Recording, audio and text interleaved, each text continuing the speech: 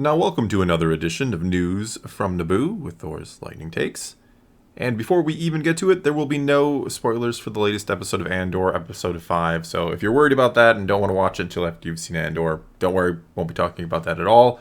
A review of it will be over on my channel later today. And of course, we will do a Let's Talk some Andor, probably on Saturday again. We like to kind of wait and get as many comments as we can. So let's get to the news.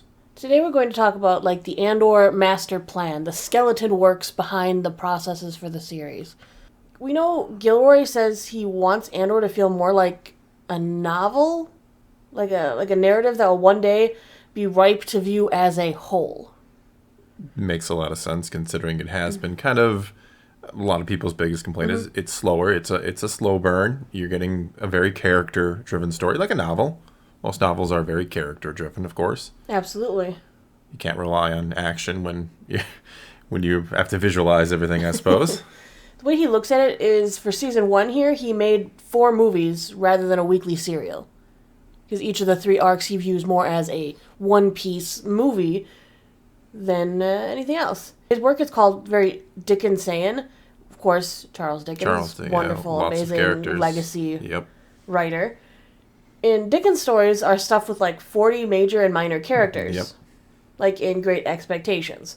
And, I feel all over, Dickens liked to have a lot going on in his work. Each character has a unique story, usually one that contributes to the overall feel. And that really is what Tony Gilroy seems to want for Andor. Absolutely. He wants to show he wants to show all the parts that make the whole, right? And not just to tell one story, but to tell the bigger story of this time period, how a rebellion forms, how an empire eventually loses to said rebellion. That's what, the first few episodes have shown us. It's setting the stage, it's sowing the seeds, if you will, of the eventual rebellion's victory, even in the little things. That's why I'm really enjoying the show. It's because to get to that point, as I've said before, where Luke blows up a Death Star, you need the first steps. Every journey starts with a first step, and here we are in those first steps. What's interesting is the parallels don't stop there either. Dickens liked to draw his characters from all walks of life, high and low. Usually his stories begin with his protagonist at a low, is Andor. Every story should more or less... Well, not exactly. Sometimes stories start with the protagonist at a high and then immediately cuts them down to a low. But yeah, he starts at a low. You're not seeing starting at normal everyday life, then thrust into adventure. You're seeing somebody who's down on his luck, dragging through life. Gilroy said, multiple characters, multiple plots, multiple intrigues.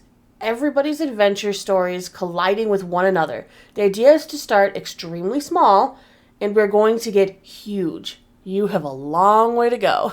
I'm excited. I like the approach. I like the small start to something massive. You can see the eventual. You can see how each piece builds upon the previous, and you're moving on to something much bigger. You can just feel it. That's what I like about the show. So it gives you a certain feeling. There's a lot of tension and there's a lot of things just building to. Yes, exactly. I think she said it best. She did. He goes on to say, we essentially made 4 new Star Wars films just for 1 season, and we're going to make 4 more to cover season 2. I feel like this is a challenge.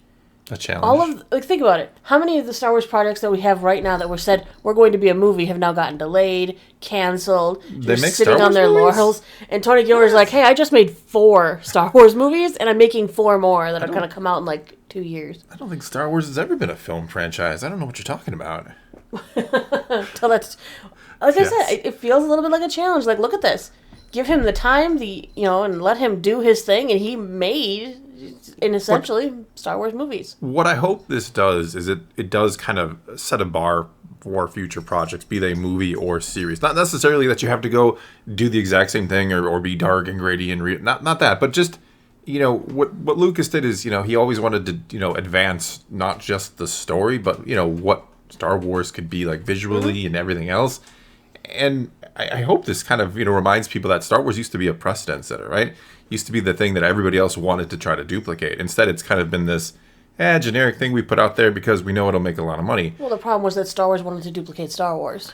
Yeah, well, that was a problem with the Force J.J. Abrams and The Force Awakens. He really wanted, and you can think it felt like Star Wars or not, but he really tried to make you, nostalgia. He just poured it all over that thing, and for better or worse, we ended up with the next movie that was like, no, nostalgia bad. We're gonna deconstruct it, and here I go again about the sequels. But yeah, I hope this is some kind of like reminds people that Star Wars should be something special, right? Whether that's on the small screen or a big screen, do something with it. Don't always just we'll just make Star Wars be Star Wars, if that makes sense. The scale of the show is very interesting as well. We start off so small with just one man's troubles. And as we learn more about him, we learn about his past, and our world begins to kind of open up and expand around him. We see the working class rebelling against the corporate cops. Then Luthen whisks away our protagonist to expand his world even further as like a weird kind of mentor that literally could be straight out of a Dickens work, where the mentor isn't exactly a great person. That they're not all Yodas. Just as messed up as the person they're dragging away. They're not all Yodas. Well, he is. Obi-Wans, he is literally just as messed up. Yeah. Oh, he's probably more messed Andor, up. yeah. I mean, I think he's got some serious issues, but that's what makes him interesting, right? I just find the parallels very interesting, and that it's kind of funny using such an old author to inspire Star Wars, making it feel new and interesting. I do too, because I think we've moved away from a lot of. I mean, it's so strange to read like a classic Dickens novel as compared to something today. I'm not saying things can't evolve in advance or that works back then are better than today necessarily, but I do think you lose something when you don't try to appreciate history in the past. On another note, there were quotes a while back from actress Fiona Shaw, who played Cassian's mom, who said the show was great. It's the earliest take on the Trumpian world. Tony Gilroy straight up denies that he was even thinking about the former president when he wrote Andor. Why? Because, as he states again, it would make his scope too small. He's not looking to write a small, we're one country. He's not looking to represent one country. He wants this scale to be epically huge. What he says is, to make the show about Trump would be trivial. It's not about politics at all. It's about history. Nothing to do with the specifics of what's going on now.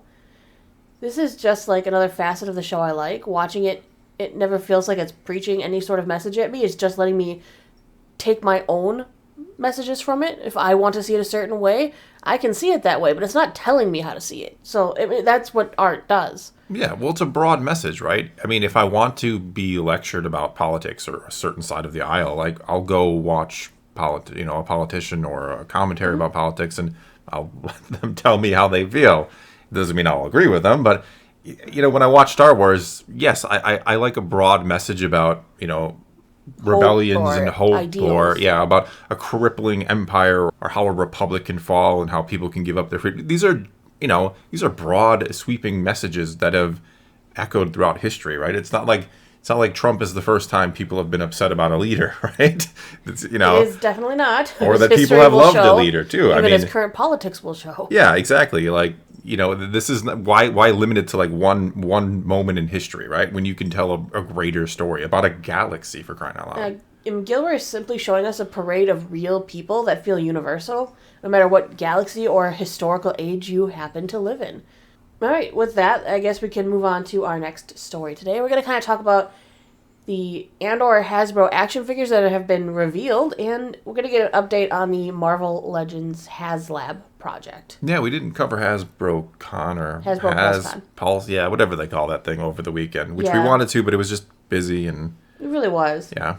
So at the Hasbro PulseCon, new Andor figures were revealed. I do really hope there are more coming.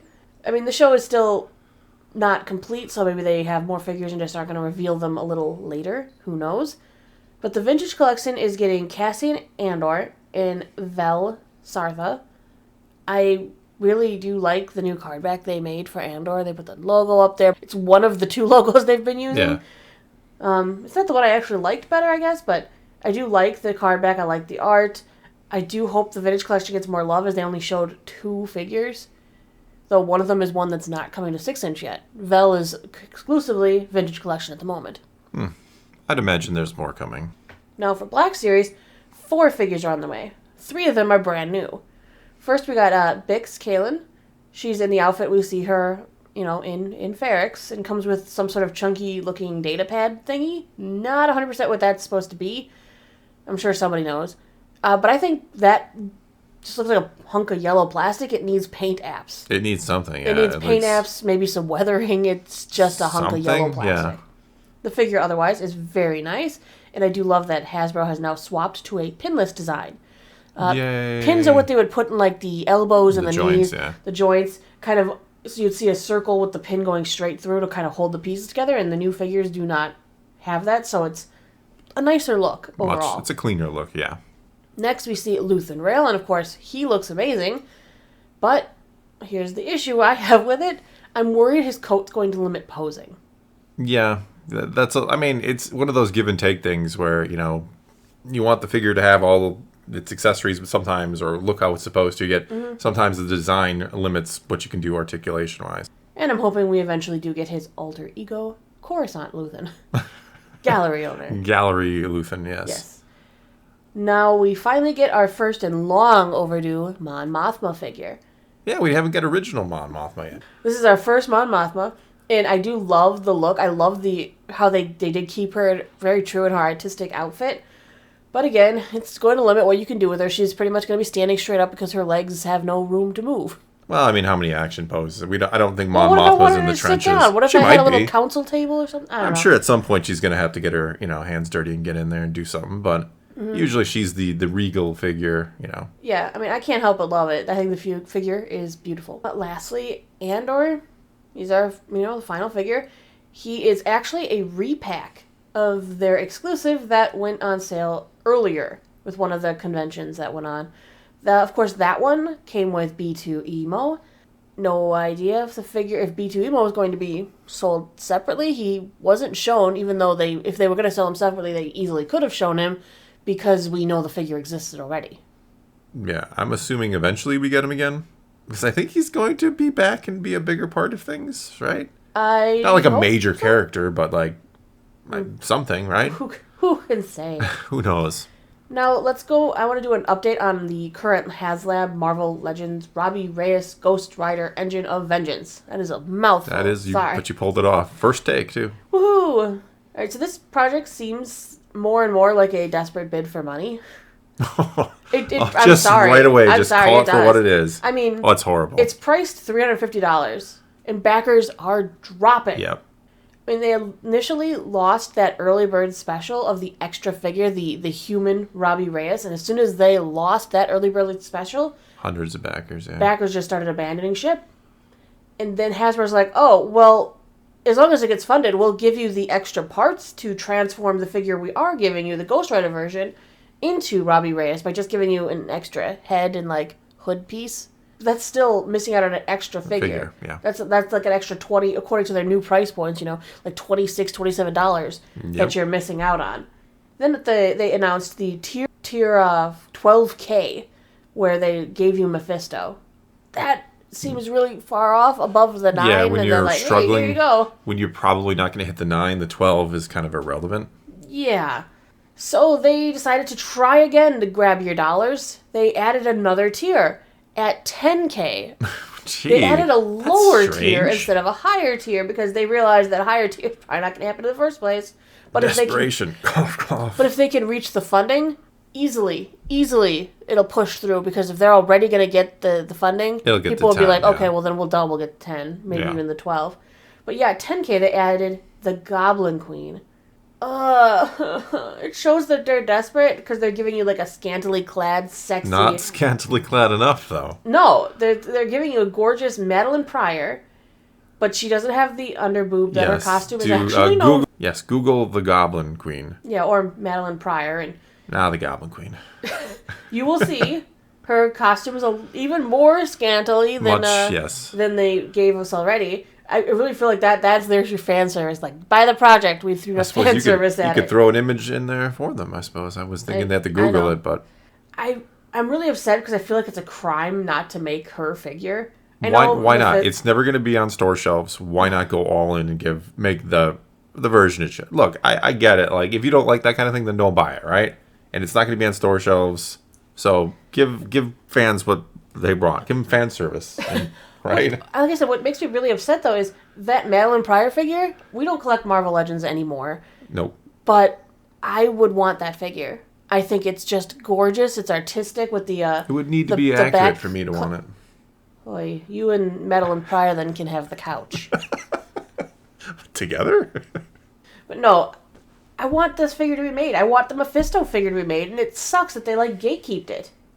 They stuck it behind paywalls for a figure that is overpriced in the first place. $350.